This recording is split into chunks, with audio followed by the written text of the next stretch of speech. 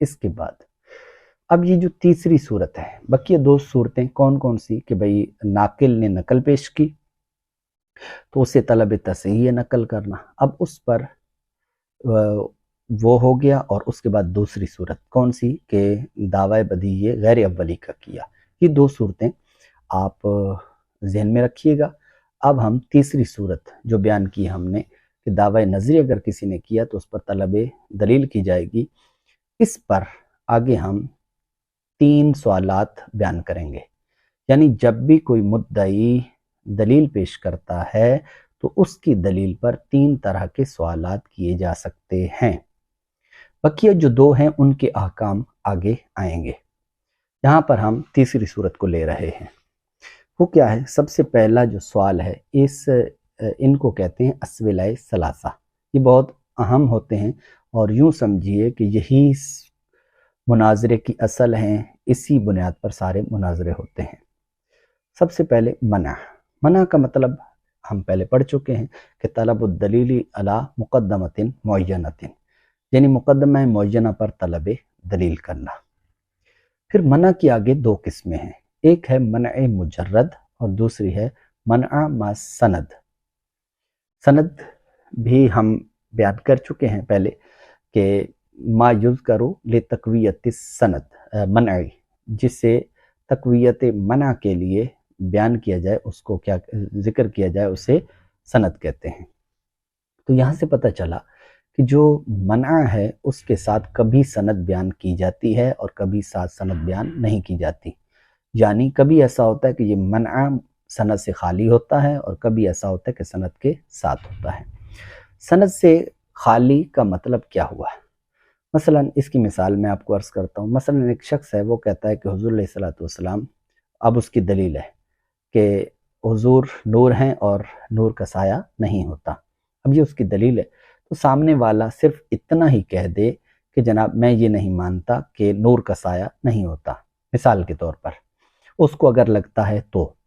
اسی طریقے سے یا وہ یہ بولے کہ بھئی حضور نور نہیں ہیں، میں یہ تسلیم نہیں کرتا کہ حضور نور ہیں، مطلب حضور نور نہیں ہے۔ تو یہ جو عدم تسلیم کر رہا ہے یہ ہے منع مجرد، اس پر سند بیان نہیں کر رہا۔ اس کے بعد اب ہم دوسری مثال دیں گے، یعنی منع ما سند۔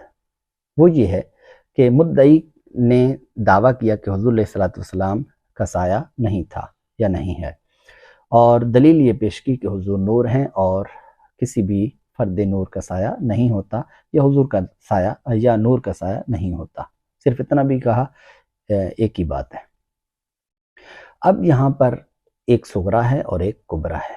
اب سامنے والا جو مانع ہے وہ کیا کرے گا؟ سب سے پہلے اس طرح میں بیان کر چکا ہوں کہ منع کہتے ہیں طلب الدلیل علی مقدمۃ معینۃ، یعنی صغرا یا پھر کبرا ایک کو متعین کر کے اس پر کہے کہ میں یہ تسلیم نہیں کرتا۔ اب چونکہ ہم نے مثال دینی ہے کہ وہ عدم تسلیم بھی ہو اور اس کے ساتھ ساتھ وہ یہ بھی کہے کہ سند بھی پیش کرے، ما یذکر لتقویت المنع، یعنی جو منع کی تقویت کے لیے بیان کیا جائے۔ اب وہ کیا ہے؟ وہ یہ ہے کہ مانع کہے کہ حضور علیہ الصلوۃ والسلام نور ہیں، میں یہ بات نہیں مانتا۔ اب آگے سند کے طور پر وہ کہتا ہے یہ کیوں نہیں ہو سکتا کہ حضور نور نہ ہوں؟ یہ جو کلمات ہیں یہ سند کہلاتے ہیں، اس طرح کے۔ اچھا، بعض اوقات یہ جو سند ہوتی ہے یہ دلیل کی صورت میں بھی پیش کی جا سکتی ہے، تو اس کی مثال بھی انشاءاللہ ہم آگے پیش کریں گے۔ اب اس کے بعد ہے نقض۔ نقض کے بارے میں ہم پہلے بیان کر چکے، ابطال دلیل، یعنی دلیل کو توڑنا۔ کیسے بھئی؟ کیسے توڑنا؟ بعد تمام ہی، یعنی اس کے تمام ہونے کے بعد، جب دلیل مکمل ہو جائے مدعی کی تو پھر اس کے بعد اس کو توڑنا۔ کیسے بھئی؟ متمسکم بشاہدن، شاہد کو سے تمسک کرتے ہوئے، اور کیا بیان کرے؟ وہ یہ بیان کرے کہ جناب یہ دلیل اس لائق نہیں ہے کہ اس سے استدلال کیا جا سکے۔ اب یہاں پر ہم کیا کرتے ہیں؟ نقص کہتے ہیں، جس طرح کہ پہلے ہم پڑھ چکے ہیں کہ نقص کہتے ہیں ابطال دلیل کو، یعنی جب دلیل مکمل ہو جائے تو پھر کسی شاہد کے ساتھ تمسک کرتے ہوئے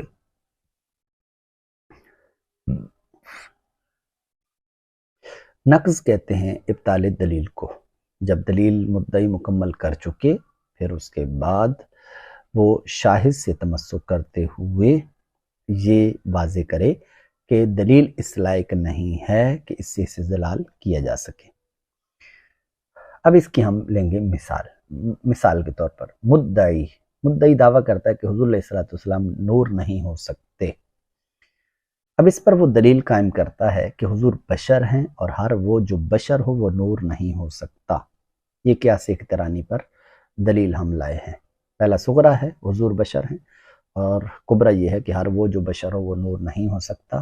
یہ اب جو ناقض ہے، یعنی یہ دلیل مکمل ہو گئی، اب اس کے بعد جو ناقض ہے وہ کیا کہتا ہے؟ وہ کہتا ہے اگر تمہاری بات مان لی جائے یا اگر تمہاری بات درست ہو تو لازم آئے گا کہ کوئی فرشتہ بشری شکل میں نہیں آ سکتا، لیکن فرشتہ بشری شکل میں آیا ہے۔ اب یہ قیاس استثنائی اتصالی ہے۔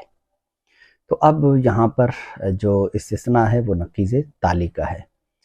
تو جیسے حضرت ابراہیم علیہ السلام کے پاس فرشتے آئے تھے، بشری شکل میں آئے تھے، حضرت جبریل امین حضور کی بارگاہ میں بشری شکل میں آتے تھے وغیرہ، تو اس طرح یہ کیا ہوا؟ یہ قیاس استثنائی اتصالی ہوا، لیکن فرشتہ بشری شکل میں آیا ہے، لہٰذا نتیجہ یہ نکلا تمہاری بات درست نہیں۔ تو یہ اس کو کہتے ہیں نقض، یعنی ہم نے دلیل کو توڑا ہے۔ اس نے دلیل یہ پیش کی تھی کہ حضور بشر ہیں اور ہر وہ جو بشر وہ نور نہیں ہو سکتا۔ اب اس کے بعد ہے تیسرا سوال یعنی معارضہ کی تعریف، اس کی 3 اقسام، یہ پہلے ہم بیان کر چکے ہیں۔ یہاں پر پھر بھی ہم تھوڑا سا اس کی تعریف کو بیان کر دیتے ہیں، اور بقیہ جو اس کی اقسام ہیں اس کو آپ پیچھے ویڈیوز کے اندر ملاحظہ فرمائیں۔